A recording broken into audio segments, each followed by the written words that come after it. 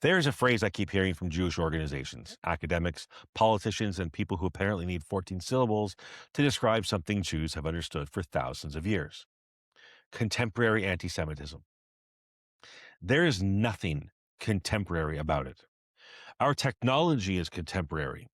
The hashtags are contemporary. The slogans are contemporary. The language of oppressor, colonizer, apartheid, and decolonization belongs to our political moment. But the hatred underneath it, well, that's ancient. And while we're talking about language, I want to make another change. Maybe it's time we stopped hiding behind the clinical word anti Semitism every time we're talking about what is happening to Jews. Sometimes I think we've sanitized the language so much that we've managed to describe the hatred without actually saying who is being hated. Jews. That's who. So today, I'm going to call it what it is: Jew hate. Because Jew hate has a remarkable ability to survive. Not because it stays the same, because it doesn't. It survives because it adapts.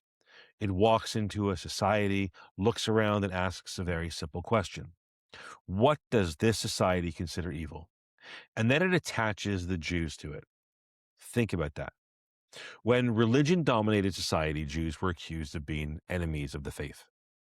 When nationalism became dominant, Jews became foreigners who could never truly belong. When racial theories became fashionable, Jews became a supposedly dangerous race. And when capitalism was despised, Jews, well, they were the capitalists. When communism was feared, Jews were the communists. And when people became obsessed with secret global power, suddenly Jews were the globalists. The accusation changes, the target doesn't. And that's important because Jew hate has never needed to be intellectually consistent. In fact, it's spectacularly inconsistent. We've been accused of being communist and capitalist, weak and all powerful, inferior and secretly running the world, unwilling to assimilate and somehow infiltrating the very societies we supposedly refuse to join. You almost have to admire the logistical ambition and the mental gymnastics. Apparently, we've spent thousands of years secretly controlling everything while simultaneously being expelled from half the places we supposedly controlled. It doesn't make sense, and it doesn't have to, because conspiracy theories aren't designed to withstand scrutiny. They're designed to produce a conclusion, and the conclusion is always remarkably similar. The Jew is the problem. Now, think about the society we're living in today. What are some of the most morally charged words in our culture? Colonialism, oppression, privilege, racism, apartheid, genocide. So what happens? The world's only Jewish state gets transformed into the embodiment of all of them. The Jew hasn't changed. The accusation has. That's why I have a problem with the phrase contemporary anti-Semitism, because Jew hate has always been contemporary. It always speaks the language of its time. A Jew hater in medieval Europe didn't need to understand 21st century racial politics. He had Christianity. A racial anti-Semite in 19th century Europe didn't need medieval theology. He had pseudoscience. A Soviet anti-Semite didn't need it either. He could call Jews Zionist imperialists. And today you can take ideas that would be instantly recognizable from previous generations, put them into the vocabulary of social justice, and suddenly people who would be horrified to think of themselves as anti-Semites can participate in them. That's the trick. The Jew hater rarely walks into the room and announces, "Hello, I hate Jews." That would make things much easier, wouldn't it? Instead, every generation develops an explanation for why these particular Jews deserve what is happening to them. That's how hatred becomes respectable. And today, one of the easiest ways to do it is with a simple linguistic substitution. Take out the word Jew, insert the word Zionist, and suddenly people think history has reset itself. Well, it hasn't. Now, I need to be extremely clear here because nuance matters. Criticism of Israel is not automatically Jew hate. Israel is a country. Governments can be criticized. Military decisions can be criticized. Policies can be challenged. Politicians can be opposed. Israelis do all of these things every day, and I have to tell you, whenever I have to put that number in there, it feels like I'm doing a land acknowledgement. You can criticize Benjamin Netanyahu without hating Jews. Of course you can. You can criticize settlements without hating Jews. You can criticize conduct during a war without hating Jews. You can advocate for Palestinians without hating Jews. If we call every criticism of Israel anti-Semitic, then we make the word meaningless. But there is another side to that equation that people seem terrified to acknowledge. Criticism of Israel can become Jew hate. Of course it can. And sometimes the distinction isn't particularly difficult. If you're criticizing a specific policy, let's have the argument. If you're criticizing a politician, fine. I do it all the time. If you're arguing about borders, settlements, military tactics, or peace negotiations, I welcome to the conversation. But when Israel becomes the explanation for why Jewish schools deserve harassment, when Jews in Canada are expected to answer for decisions made by government thousands of kilometers away, when Jewish businesses become targets because they're Jewish or Israeli, when a synagogue becomes a legitimate place to direct rage over a foreign conflict, when Jews are told they can enter supposedly inclusive spaces only after renouncing Zionism. We're not having a normal foreign policy debate anymore. Something else is happening. And here's the question I think people need to ask. Would you apply this standard to anybody else? We've been saying this for 3 years now. Would you demand that a Chinese Canadian denounce Beijing before entering your movement? Would you hold an Iranian Canadian responsible for decisions made in Tehran?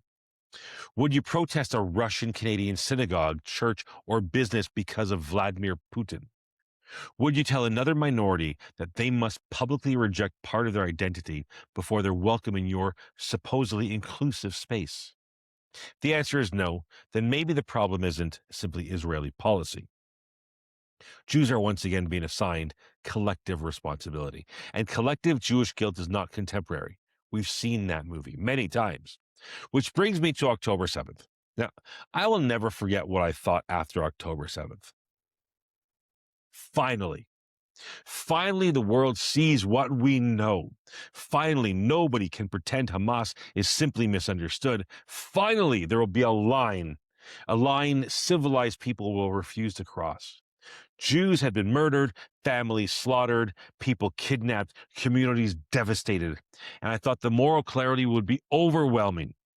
I was wrong, because almost immediately something happened that I will never forget. The victims became defendants. Before Israel had even buried its dead, Jews around the world were being asked to explain themselves. But what about Netanyahu? What about Gaza? What about settlements? What about 1948? What about the occupation? Context. Of course, history has context. Every conflict has context, but there is something morally grotesque about looking at people who have just been massacred and immediately searching for the historical argument that explains why we shouldn't feel quite so badly for them. And Jewish history knows this mechanism very, very well. First, find the justification. Then, justify the hatred. The medieval Jew hater could tell himself he was defending Christianity. The racial Jew hater could tell himself he was protecting his nation. The Soviet Jew hater can say he was fighting Zionist imperialism. And today's Jew hater can tell himself he is defending human rights. Different moral framework, different vocabulary, same permission structure. Because very few people wake up in the morning wanting to believe they're bigots. People want to believe they're good. They want to believe they're righteous. And they want to believe they're standing on the correct side of history. So hatred needs a moral explanation. And Jew hate has always been very good at providing one. That's why the accusations are so durable. The Jew has too much power. The Jew controls institutions. The Jew controls money, and the Jew manipulates governments. The Jew is loyal somewhere else. The Jew cannot be trusted. The Jew needs to explain himself. The Jew needs to denounce other Jews. And the Jew needs to prove that he belongs. Does any of this sound new? Of course it doesn't. We have heard this story before. And this is also why I think we need to be careful about endlessly categorizing Jew hate. Right-wing anti-Semitism, left-wing anti-Semitism, religious anti-Semitism, anti-Zionist anti-Semitism, Islamic anti-Semitism, contemporary anti-Semitism. Academically, those categories can be useful if you're trying to understand where hatred originates, how it spreads, or what motivates it. Absolutely. But don't confuse the taxonomy with the disease. A neo-Nazi talking about Jewish bakers and a progressive activist demanding that Jews renounce Zionism before being admitted into a movement may believe completely different things. They may despise each other, but both can still arrive at the same destination: Jewish exclusion, the enemy of my enemy. And that is what we should be watching, not simply what someone calls himself, not which political tribe he belongs to, and not whether the hatred arrives from the right or the left. Ask what it does. Does it assign collective guilt to Jews? Does it resurrect conspiracy theories about Jewish power? And does it make participation conditional? Does it transform institutions into acceptable targets? And does it demand that Jews become a particular kind of Jew before they're allowed into public life? Because once those things become normal, the ideology used to justify them almost becomes secondary. And I think we're already seeing another disturbing phenomenon: the acceptable Jew. You know the one. Be Jewish. Absolutely. Celebrate the holidays. Light the candles. Talk about your grandmother's chicken soup. Tell Holocaust stories. Talk about Jewish music, Jewish comedy, Jewish culture. All of that is wonderful. Just don't talk about Israel. Don't talk about Zionism. Don't talk about Jewish sovereignty. Don't explain why 2,000 years of persecution might have taught Jews something about the danger of depending entirely on the goodwill of everybody else. Remember, the Holocaust, but apparently don't learn anything from it. That isn't acceptance. That's conditional tolerance. We like this version of you. We don't like that version. That's what they're telling us. We'll accept your Jewish identity provided we get to decide which parts of it are acceptable. And here's my problem. Who gave them that authority? You don't get to define Jewishness for Jews. You don't get to decide that Jewish history is beautiful until 1948 and problematic afterwards. You don't get to celebrate dead Jews while demanding that living Jews abandon one another. And you don't get to turn Jewish powerlessness into the only form of Jewish existence you're comfortable with. Because perhaps that's part of what changed. For centuries, Jews were largely powerless. We could be tolerated, expelled, persecuted, massacred, and our survival frequently depended on somebody else's willingness to protect us. Then Jewish sovereignty returned, and suddenly Jews were no longer merely objects of history. We became actors in it. We had an army, an air force, a navy, a government, borders, power. And power can absolutely be abused. Israeli governments should be scrutinized like governments everywhere. But Jewish sovereignty means Jews no longer exist solely at the mercy of everybody else. Maybe that's what some people find so difficult. The Jew who can defend himself is a very different figure from the Jew history taught them to recognize. Which brings us back to the lesson. The lesson of Jewish history isn't merely that people have hated Jews for a long time. That's obvious. The deeper lesson is that Jews hate adapts. It learns. It finds the moral language of its generation and moves inside of it. It discovers which accusation society will tolerate. It learns which words can be repeated without consequence. It figures out which Jews society will defend and which Jews can be treated as fair game. And that means fighting Jew hate requires more than condemning swastikas. Swastikas are easy. Holocaust denial is easy. Almost everybody recognizes yesterday's anti-Semitism. The real test is whether you can recognize the anti-Semitism of your own time. Can you recognize Jew hate when the person spreading it believes he's fighting racism? Can you recognize it when exclusion is called liberation? Can you recognize it when intimidation is excused as activism? And can you recognize it when Jews are collectively blamed for the actions of Israel? Can you recognize it when a Jewish institution becomes a target because somebody has decided every Jew represents the Israeli government? Can you recognize it when Jews are welcome only after proving they're the right kind of Jew? That's the test. Because hatred doesn't become righteous simply because the person expressing it believes he's righteous. And Jews need to stop waiting for everyone else to give us permission to recognize something our ancestors would have understood immediately. We know this story. We know how the words change, and we know how the accusations change. And we know how quickly something once considered insane can become a slogan, and how quickly a slogan can become conventional wisdom. So no, I'm not particularly interested in contemporary anti-Semitism. There is nothing new about blaming Jews for their own persecution. Nothing new about demanding Jews prove their loyalty. Nothing new about collective Jewish guilt. Nothing new about deciding which Jews society is prepared to tolerate.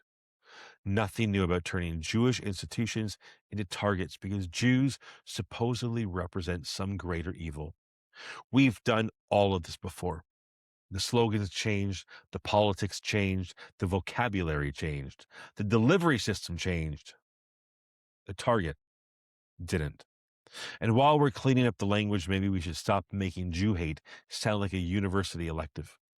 Stop sanitizing it. Stop intellectualizing it until nobody can remember what we're actually discussing. They don't hate a suffix.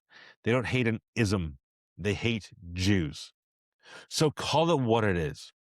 Jew hate. Different century, different costume, different excuse. Same Jew. Same hate. And if saying Jew hate makes people more uncomfortable than saying anti-Semitism, good. Maybe people were getting a little too comfortable with the Jew hate.